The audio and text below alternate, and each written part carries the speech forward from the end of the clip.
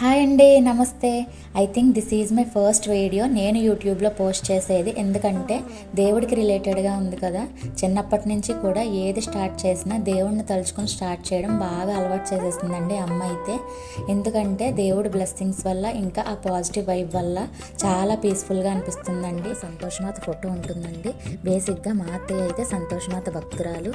మీలో చాలా మందికి తెలిసే ఉంటుంది. సంతోషమాత పూజ అయితే చాలా నిష్టగా చేయాలండి.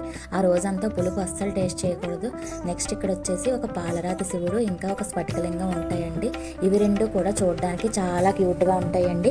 పక్కనే వుడెన్ వినాయకుడు ఒకటి ఉంటుందండి. ఇటు సైడ్ వచ్చేసరికి శివపార్వతులు వినాయకుడితో ఉన్న ఫోటో, సత్యనారాయణ స్వామి, అష్టలక్ష్మి ఫోటో, ఇంకా ఒక కార్నర్లో చాలా డిఫరెంట్గా ఉన్న ఒక వినాయకుడి ఫోటో కూడా ఉంటుందండి.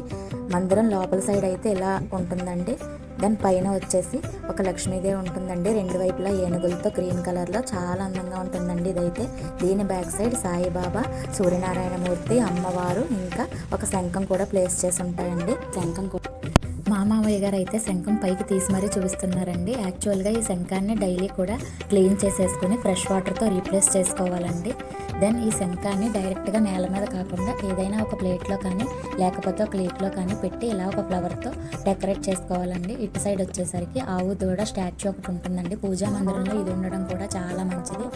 ఇంకా ఈ పూజా గదిలో బాగా పైన అయ్యప్ప స్వామి ఫోటో ఒకటి, ఇటు సైడు సీతారాముల ఫోటో మా పెళ్లిలో యూజ్ చేసింది. ముఖద్వారం మీద శ్రీచక్రం, బ్రహ్మ విష్ణు మహేశ్వరుల ఫోటో, ఇంకా బాగా పైన పంచముఖ ఆంజనేయ స్వామి ఉంటారండి. టోటల్గా మా పూజ గది అయితే ఎలా ఉంటుందండి.